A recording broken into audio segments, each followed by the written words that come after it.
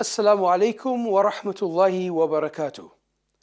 Grade 12 accounting boffins out there, welcome on board to your accounting flight with your captain, Ashraf Patel, and our crew, yes, the cabin crew, Yusuf, Kabir and Johnny. So what are we doing here? We're taking you on a flight to prepare you for your accounting exam, which is virtually minutes or hours away. So what are we looking at? Let's start off and go directly into the possible examination questions that you could face in your exam paper. Let's look at the statement of financial position. Now remember, when you are looking at the statement of financial position, what I've done for you is I've highlighted certain areas which definitely you are expected to know for the exams. Let's start off with the fixed deposit, right? Now, what about the fixed deposit? A fixed deposit needs to be shown in such a way that you are able to explain it when doing your statement of financial position by breaking it up into its two components. Right, what are the two components? The two components are one, the financial asset, which is obviously for a period greater than 12 months, right? And that part of your fixed deposit that is maturing within 12 months. In other words, that part of your fixed deposit that will become a current asset within 12 months must change its position, still on the face of the balance sheet or on the statement of financial position, but we move it from the financial asset to my cash and cash equivalents. All right, so watch out for the fixed deposit. Once again, split it up between fixed asset under your financial assets, right? Remember, you've got your total assets. One of the components would be your financial asset, which is the period for a maturation period of greater than 12 months, and the period that is maturing within 12 months, that goes under cash and cash equivalents. So split the fixed deposit up or look for that information in your question. Right, the next one, your non-current liability. Once again, what do we do with our non-current liability? Your non-current liability must also be separated into the non-current portion, your non-current liability, right, as well as your current liability. Now, obviously, with this one here, what is very, very important is for you to redraft or to understand your loan account. In other words, this is what I'm talking about. Here's my loan account, right? And what do I have in my loan account? I have at the beginning an opening balance. Now, obviously, this is for you to understand what goes into your loan account. Your opening balance, right? Then you have your closing balance on your loan. Okay? Now watch, I'm putting in all the important figures into my loan account for you to understand that this bank figure that you have on the debit side of your loan account has two components in it. What are the two components? It has the capital repayment plus the interest. Okay, now this is then the interest that is capitalized. Okay, so clearly you can see in your loan account, just to go through it one more time, your opening balance, and look at the procedure that I follow for you to understand what we are doing. You start off with your opening balance, you put in your closing balance, or dependent on the information that is supplied in the question. Okay, so don't take for granted it will always be this here. Look at the question, take out the information in this format here. So what you know now is that this bank figure has two components in it. What are the two components? It has your capital repayment plus your interest. So therefore, if I take the bank figure and I subtract my interest, that will give me my capital repayment. Now, why is that important? Because in this closing balance here, you've got to separate it into your two components. In other words, you got to separate it into your current portion of your loan and your non-current portion of your loan. Still on the face of the balance sheet. Remember that. Okay. Now, we come to the next one, which are your post-dated checks that we have issued. Remember, post-dated checks that we have issued. In terms of our entries, the moment a post-dated check is issued, we enter the payment already. Remember that, okay? Therefore, if you get information somewhere telling you that the following post-dated check still appears at the end of my financial year, we're not talking about bank recon. Obviously, in the bank recon, you will show it as an outstanding check, a check not presented for payment. However, how do we deal with it when we are doing financial statements?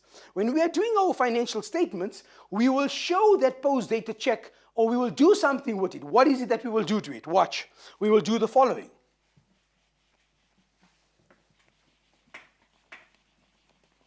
We will then take it and add it back to bank. Now watch what I'm saying very carefully, please, grade 12s. I'm saying add it back to bank.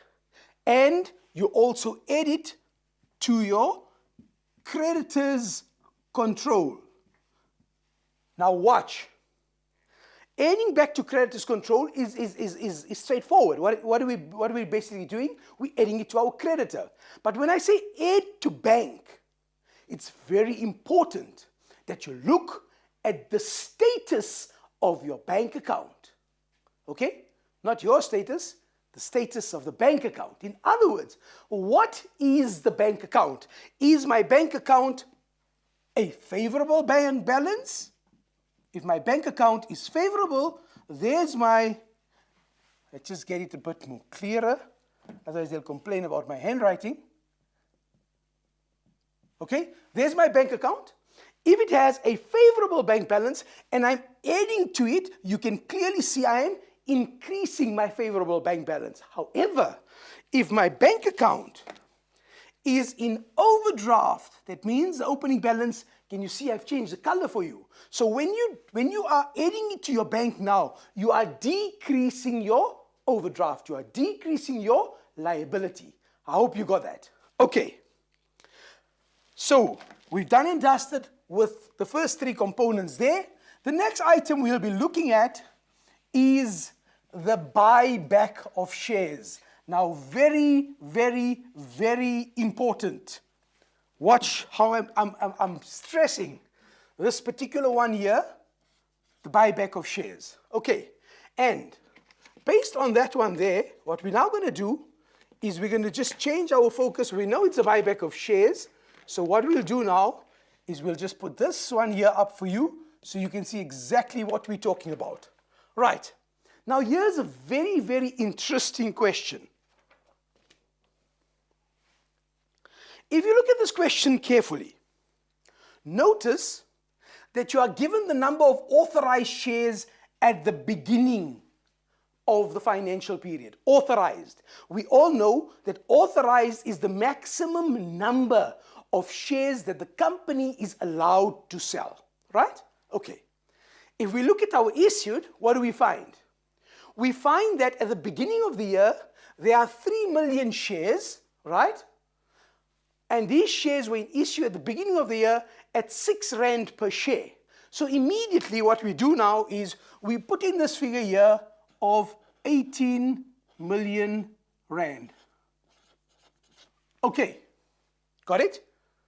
Simple. How did we do that? We took the 3 million shares at 6 Rand per share, would give you a monetary value of 18 million Rand.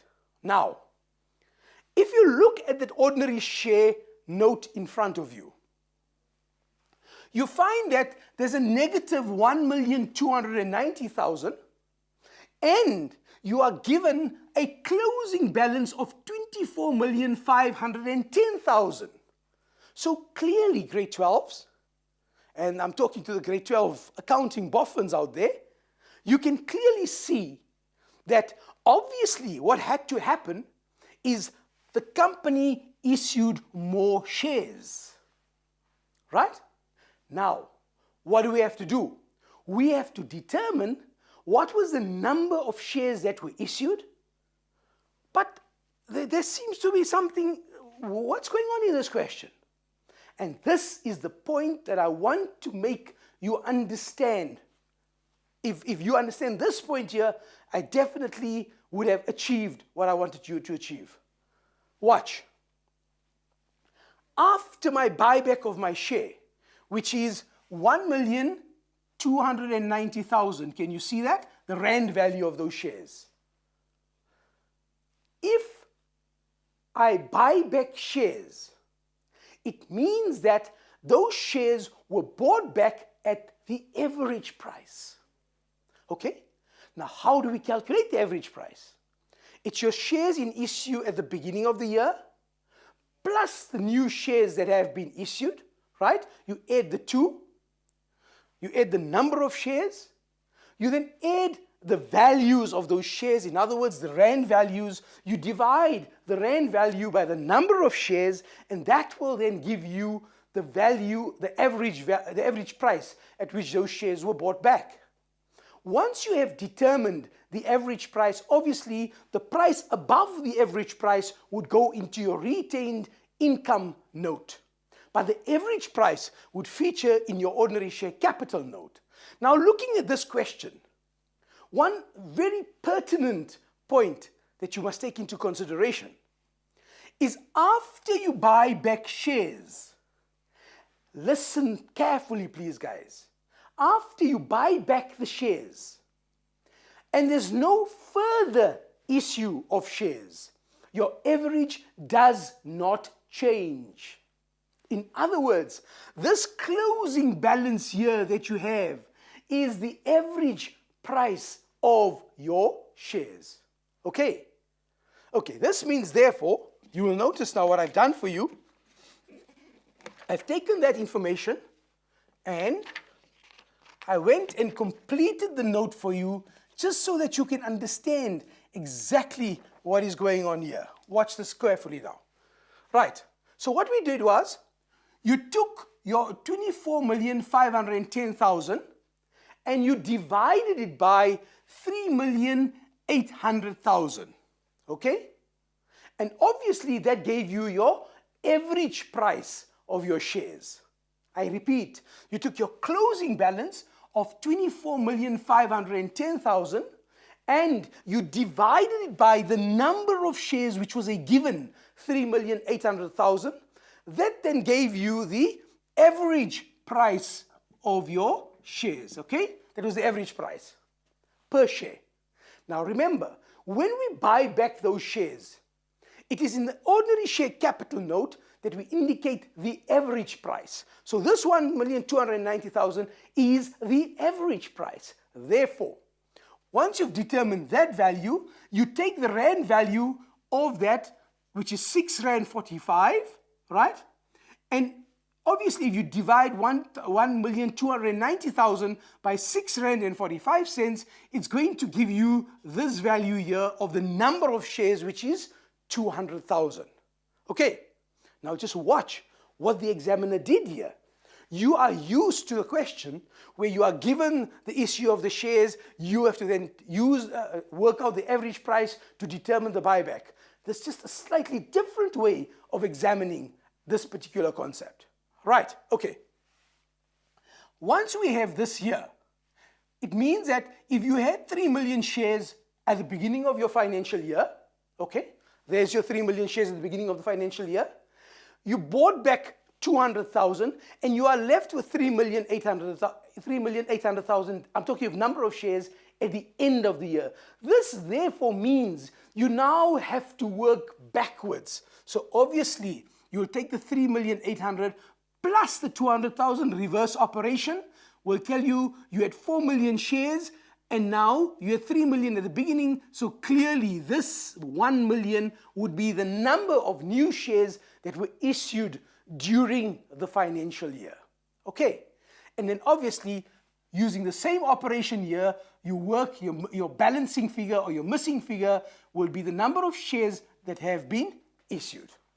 I hope you clearly understand this particular way of completing the ordinary share capital. Right. Finally, with regards to the balance sheet, or what's sometimes called the statement of financial position, okay? The format of the balance sheet is something that is a non-negotiable In other words, you have to know your format. So obviously, under your non-current assets, you've got fixed assets at carrying value. There's one item that's not appearing on this balance sheet. Obviously, that would be your financial asset. It doesn't have to be there, but I'm just showing you the format. Okay? Then you come to your current assets. And the current assets you've got inventories, trade and other receivables. And I've shown you this particular question to show you how important it is to show your calculations. Grade 12s, I'm begging you, I'm pleading with you. And if you want me to go on my knees, I'll do that as well. Why? Because if you show your calculations, and those of you that are watching, and those of you that I've spoken to on numerous occasions, I've told you, show your calculations, because we give part marks in the exams for your calculations. And there you can clearly see how important it was to show all the components that go into trade and other receivables. Obviously, we're not going to go into that because of time constraints, but your items here would be inventories, trade and other receivables, and obviously your cash and cash equivalents, right? Those three would then give you your total assets. Now, depending on the information given to you, once again, you would now determine which part of the balance sheet has all the information, and I'm alluding to the fact that sometimes it becomes necessary to use your total equity and liabilities amount and slot it as part of your total assets. Or sometimes what could also happen is that you could work out your total assets. Then that figure, this one here, would then become the total of the total equity and liabilities. So don't take for granted that they're always going to give you the total equity and liabilities and you're going to work upwards. No, sometimes you'll be given, you could calculate the top half of your balance sheet, but the important consideration is that these two figures, the total assets, must be will agree or will be the same total for your total equity and liabilities. Okay. Under equity and liabilities, we have ordinary shareholders' equity, which has two components in it. What are the two components? It's your ordinary share capital and your retained income, right? Then you have your non-current liability, which we alluded to earlier on. And in this particular one, in your non-current liability, obviously you show your calculation. You remember the T account, which shown you earlier? Yes, that's where you will put in all the information to determine which part of that becomes you're going to separate your non-current liability and remove from it your current liability, and therefore that will then give you your short-term loan. Okay, just as an example here, watch. It says there, current portion of loan. Can you see it? And the figure is 55,200, and here you can see we subtracted the 55,200 to separate your non-current liability from your current liability. And in this way here, you will then show the completion. Right. Okay, that's your non-current liability. Coming to current liabilities, remember, it's trade and other payables. It's your current portion of loan, which we just discussed. It's your SARS income tax. Be extremely careful with SARS income tax. What type of an account is SARS income tax? And I know some of you would be smiling out there. What type of an account is SARS income tax? SARS income tax is, it depends. Okay, guys? So now what we'll do is we'll come back, we'll conclude this, and don't you stray or go away, because we'll see you in a jiffy.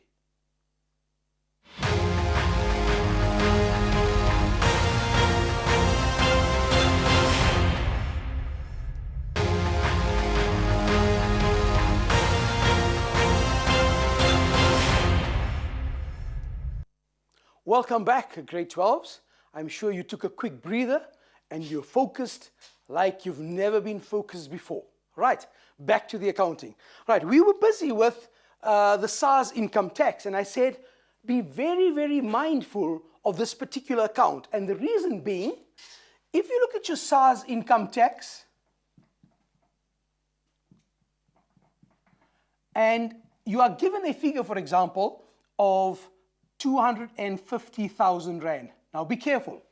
This 250,000 Rand would represent your provisional payments, right? You would compare the 250,000 Rand with your actual SARS account that you receive, your assessment that you receive from SARS, and if your assessment is greater than 250,000 Rand, listen carefully guys, if your assessment is 270,000 Rand, I want you to see something very clearly here. Here's your assessment that you receive, 270,000 Rand. You can clearly see that this figure here is greater than your provisional payments. In other words, you've paid SARS an amount of 250,000, right? But you're owing them 270,000 Rand. As a result, you can see that you're still owing them 20,000 Rand. In other words, if I ask you what type of an account is SARS income tax, your response should be, it depends. On what? On the balance in that account after you receive your assessment. Okay, now please, this is critical. RTFQ. What does it mean? It means read the full question. Okay? We're not going to swear because we're on ITV and we as Muslims don't swear. So we're going to say read the full question. Important. Important, guys. Why? Because you can clearly see the information that is given to you. For example, if you were told that you had made provisional payments to SARS of 250,000 Rand, right? And you are told now at the end of the question that you owe, that in terms of the assessment that you've received, you owe SARS a further 5,000 Rand. What are they telling you? They are telling you that yes, you've made provisional payments of 250,000 Rand, which is correct. But you are owing SARS a further 5,000 Rand. In other words, your assessment that came from SARS had to be an amount of 255,000 Rand. You see, depending on how the question is phrased. Please read the full question. Right. Finally, your shareholders for dividends, right? Your shareholders for dividends will always correspond with your final dividends in your retained income note.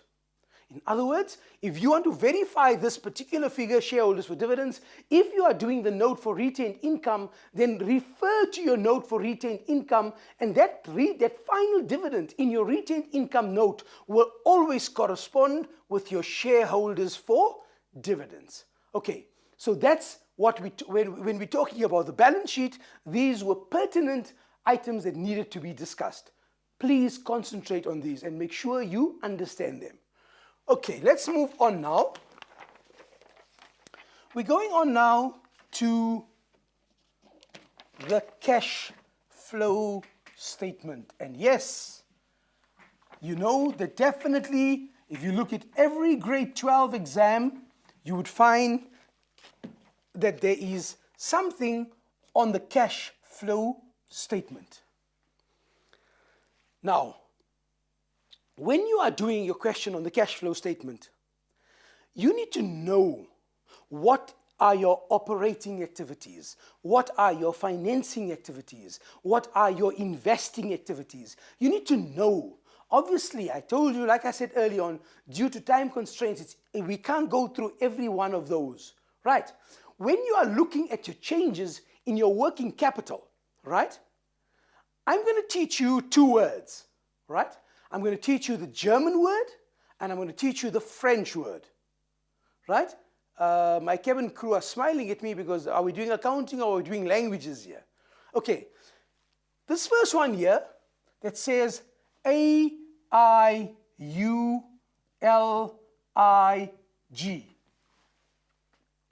How you pronounce it is entirely your choice, right? We call it the German because it just sounds German. Ayulich. What does it mean? Why the acronym? Very simple. When an asset increases in value, when an asset increases in value, you got to ask yourself, what is the impact on my cash? What is the impact on my bank account? So for example, if your inventories increase, surely the inventories didn't fall from the skies. You had to purchase it. And therefore, when an asset increases, we are utilizing the funds. That means fulus, mula, is leaving the business. The bank account is decreasing. Therefore, the U will tell you that that figure has to be in a bracket. Now, please note, when you're doing the cash flow statement, no bracket, no mark. There's a mark that is attached to the bracket as well. Okay, so please use this acronym. When a liability increases, we are generating cash. In other words, what does it mean? We're getting in the cash. There's money, there's an inflow of cash into our bank account when our liability increases in value. And obviously, when you're doing this comparison, remember, it's with trade and other receivables, it's with trade and other payables, and it's with your inventories. Okay. Then we come to the second one, and that is my French. I refer to it as a French acronym, EDGLEDU. It sounds French, but it means absolutely nothing because it's just an acronym. And what does it mean? That's the important part. When an asset decreases in value, we are generating, we are getting in the cash. The bank account is increasing. Very simple. If you look at your debtors, if your debtors, let's take an example, 2015, 2016, right? Again, I'm illustrating another important point to you. When you're doing your comparison, make sure you draw a love arrow. Okay, why a love arrow? Because the arrow would indicate to you which is the beginning of the year and which is the end of the year. And I'm sure you've had experience in your life. If a love arrow is misdirected, it creates havoc in your lives. Eh? So be careful. Right. Okay, by the same token, in accounting, if you do your comparison in the wrong direction, it's going to create havoc in your paper, and you don't want that. So what do? If my inventories, for example, were 20,000, and now at the end of the year, they're standing at 15,000, what happened to your inventories when you're doing your comparison? Your inventories decreased in value. They were 20,000, they are now 15,000. That means when an asset decreases, we are generating cash. It's a positive figure, right? By the same token, if your liabilities decrease in value, you are utilizing, watch, the formation of the U tells you that that figure has to appear within a bracket. Okay, guys? I hope that's clear to you. Right, so obviously know how to do the SARS income tax and everything that goes. Make notes for yourself. These are my financing activities. These are my investing activities, etc., etc., etc. And then finally, of utmost importance is the analysis and interpretation of your financial statements. I'm talking about your financial indicators. You must know your financial indicators. There's no shortcut. You have to know it. For example, if the question says, comment on the liquidity of a company, immediately you need to know that you are talking about what? You're talking about your 6 liquidity ratios, your current ratio, your asset test ratio, your debtors average collection period, creditors average payment period, turnover rate of stock, and average stock holding period. Those are the indicators that you focus on. Very important. Whenever you are asked about the loan, remember, what do we talk about? You want to know? You'll have to wait until the break because it's time to take a quick breather. And again, I said, take a quick break, freshen up, and we'll see you just now.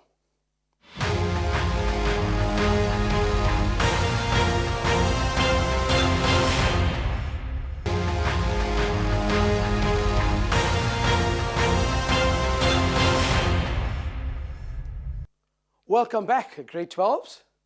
We make dua, inshallah, that you are understanding what we are doing. And inshallah, we are on that flight. Remember, preparing you for what?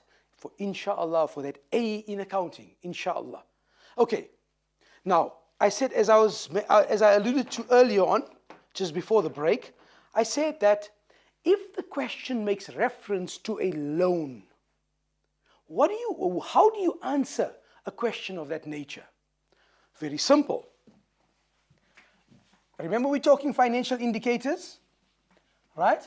So your financial indicators, you will make reference to the following. One, if the question is about a loan, you will talk about your debt equity ratio.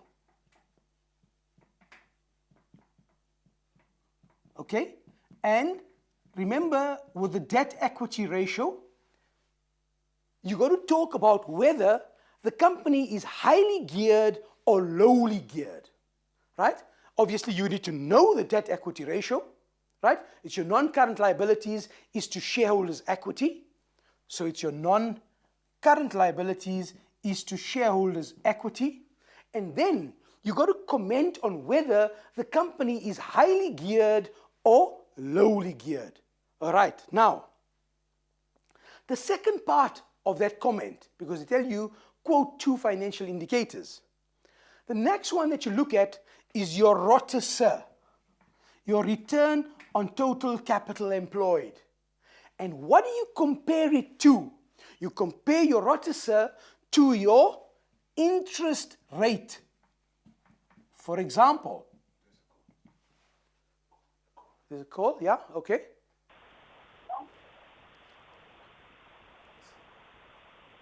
I'm waiting for the... Assalamu alaikum wa rahmatullahi wa barakatuh. Assalamu alaikum wa rahmatullahi wa barakatuh. I'm waiting for the question. Okay, let's carry on.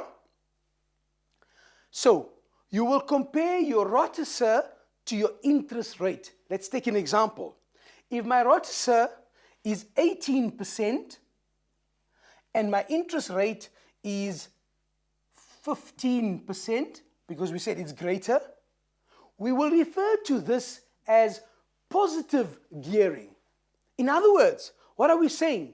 We're saying that the amount of money that we are investing in the company, right, and the return that we are generating from it is greater than the interest rate, and therefore this means that there is positive gearing. Do not get confused with being highly geared and lowly geared. That refers to your debt equity ratio, right?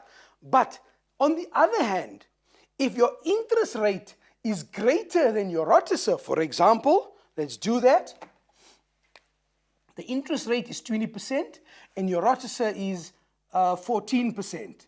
In this case here, you can clearly see that your interest rate is greater than your ROTCE, and this is what we refer to as negative gearing, right? So the moment the question focuses on loans, then this is how you go about answering a question of that nature.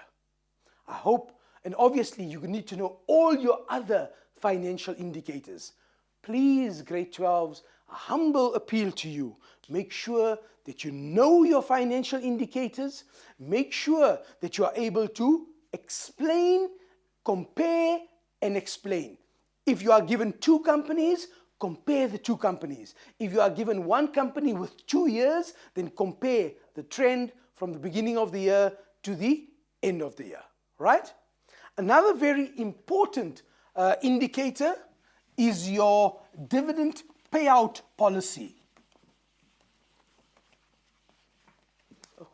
Okay, assalamu alaikum wa rahmatullahi wa barakatuh.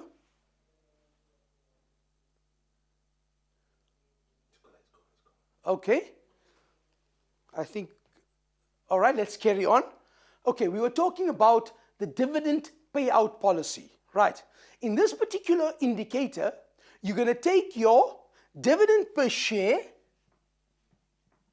over your earnings per share times 100/1. In other words, what are you saying? What are you working out? You're working out what percentage of your earnings is being given out in the form of dividends, right? Again, you would compare if it was company A to company B, or you'd compare company C beginning of last year and this year. Remember the comparison. So you mentioned the trend, okay? You mentioned the trend. You mentioned whether the dividend policy has increased or it has decreased, right? And you also, they would ask you reasons why this is happening. For example, if you find that a company's policy is changed from 60% to 30%, obviously, what is this company doing? They are now retaining more income. And why are they retaining income? Why would a company retain income? For future expansion and growth. That's one reason. And the second reason could be the company is retaining income to equalize dividends. What do we mean by equalization of dividends? By that we mean that they want to keep their dividends equal over a number of years. That's another reason why companies retain their profits, retain their earnings, so that they could build up the retained income, and in that way equalize their dividends over a few years. Okay, let's go on to another section. We'll just start with the section, we'll just introduce it, and then obviously we'll go for another break. But let's start with this particular one here. Whenever you are doing a question on the asset disposal, what's very, very important when you are doing a question on the asset disposal, now once again, you find learners going into panic mode, right, when it comes to asset disposal. And I keep on telling them, don't fear when Ashraf is near. Why? Because I'm going to show you a classic way of working out your asset disposal. Okay, you start off by drawing up this table. That means you indicate the cost price of the asset in, let's say, 100,000, right? Then you want your accumulated depreciation for your asset at the beginning of the year, right? Okay, so the accumulated depreciation at the beginning of the year was 80,000, right? And you are told that you now have to calculate your depreciation for your current year. Now, whenever you're doing a calculation on depreciation, you always use art. And what are we referring to in art? To draw a sketch of your accounting educator? Certainly not. It's amount, rate, and time. Okay? So when you are doing this calculation, and if you are disposing of the asset sometime during the financial year, you got to firstly, number one, ask yourself, what's the method of depreciation? Are we using the cost price method, or are we using the diminishing balance method? Okay?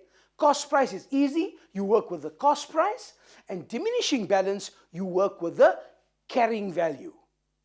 Guys, the way the time is going, it's time again for another break.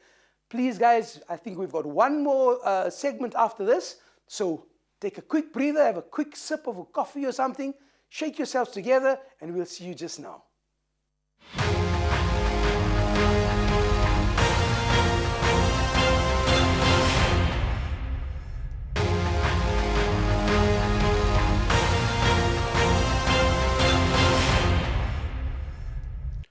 Welcome back, grade 12s. Welcome back to the last segment of today's show, inshallah. But inshallah, we'll try and do as much as we can. So let's go for it. Okay, so in doing this particular note, what you're going to be doing all the time is you're going to update the information regarding the asset that you are disposing of. Now remember, what's very, very important is obviously you're going to indicate, I'm just going to use figures now just for completion. So if that depreciation was 10,000, your accumulated will be plus 10,000 to give you a total of 90,000. 100 minus 90 will give you a carrying value of 10,000, right? Then you have a selling price of 12,000, and clearly you can see that your selling price is greater than your carrying value. Therefore, you've made a profit of 2,000 Rand. Now, without making a single accounting entry, I've already determined that there's a profit of 2,000 Rand. Okay? Now you obviously make all your entries regarding your depreciation. One very, very, very important point is this carrying value here. Put a big 3 alongside it when you are doing your calculation to indicate to you that that figure of 10,000 Rand needs to appear where? This is where it needs to appear. Let me show you. It needs to appear in your disposals at carrying value. Can you see here? You're going to say disposals at carrying value 10,000 Rand. Clear, guys? Does that make it very, very clear to you? The reason. Now you can see why this is so important. And then once again, when you're doing your calculation for depreciation, 3 components. What are your 3 components of your depreciation? Sold, you've already calculated. Then you'll work out on your old. That means those assets that you did not dispose of. And the 3rd component is your new. You would show all those calculations in brackets alongside your depreciation. Okay. Unfortunately, I would have loved to go into this particular question with you guys, but we don't have the time. I need to do other questions that are important, or go through what is important. So please make sure that you are able to do your asset disposal with your note number 3 as well, your fixed assets note. And obviously, you've done this before, so please revise through it. Okay. When we come to inventories, right? In inventories, we have 2 stock systems. Please understand this. We have 2 stock systems. What are my 2 stock systems? It's my periodic and my perpetual. Obviously, you need to know what these stock systems entail. You need to know the advantages and disadvantages of them. We can't go through all of that. Please go through that by yourselves. Look at your information that you have. I'm sure you'll pick up the advantages, disadvantages, etc. Then we have 3 stock validations. That means, how do we value our stock at the end of the year? Right? You would value your stock according to the FIFO method or the weighted average method, and then obviously your specific identification method. You must know all 3 for the exams. You don't know what are the examiners going to ask, but yes, you must know what it entails. You must know how to do your calculation and also how to go about using that information. So yes, make sure that you know your periodic and your perpetual. Make sure also that you are able to validate. That means value your stock using the FIFO method, first in, first out. It's what type of products would you use it for. Look at all of those questions. Look at your weighted average. For example, the common example that we always use, if you're buying golf balls, and obviously, you can, by the nature of the product, tells you that it's impossible to specifically identify each golf ball to determine its cost price. So that's not feasible. So obviously, look at the different stock methods that we have there. Right. Then we have manufacturing. In manufacturing, you are supposed to know your production cost statement with all its notes, with all its calculations. Please make sure that you can look. There's definitely a question on manufacturing in your paper where you're going to get it there. So make sure these are your banker questions. And nowhere in your instructions does it say answer question 1 first. No, you know that in accounting you are given an answer book. So you can do any question that you like first. Attempt the questions that you like first. Why? You build up your morale. You're on a high as far as accounting is concerned. And in that way, inshallah, you're going to get that A in accounting. Okay, remember there's a short form of the income statement where it's your sales less cost of sales, which gives you gross profit. Gross profit less your administration expenses and your selling and distribution cost. So it's gross profit minus admin cost minus selling and distribution, and that will then give you your net profit. Analysis and interpretation of cost, very important. Break-even point, critical. Make sure you know how to do your break-even point. Important. Okay, then we have our cash budgets. Again, analysis and interpretation of your cash budgets, analysis and interpretation of your projected income statement, relevant questions, and the lot. Please, again, you'll find every accounting paper has a question on cash budgets. Know and understand your cash budgets, be able to calculate your debtors collection schedule, your creditors payment schedule, look at whether you've over budgeted, under budgeted, reasons, giving advice. Those are the types of questions that you can expect in the exams. All right, then we have our reconciliations. Okay, in reconciliations, what do we have? We have our bank recon. Okay, we have our bank recon. We have our creditors recon, the internal one, where you're reconciling your creditors control account with your creditors list. Important. Go through questions of that nature. Then the external creditors recon, very important, where you are reconciling your creditors statement that you are receiving with your creditors ledger account as it appears in your creditors ledger. And then obviously the debtors reconciliation, where you're comparing your debtors control account with your debtors list. Make sure you work through this and you understand this as well. And then finally, we have, I don't have the page here, but we'll just talk about it. You have your VAT calculations, you have your theory on ethics, you have your questions where you are dealing with with the problem solving ones, where you're dealing with pies and samosas. Let's make it Indian flavored question, and those types of questions. Now remember, corporate governance is important, your King Code is important, and all of those, if you look at your past papers, you'll definitely pick up questions of that nature. Unfortunately, grade 12s, we've come to the end of our journey. The flight has to land. We have to disembark.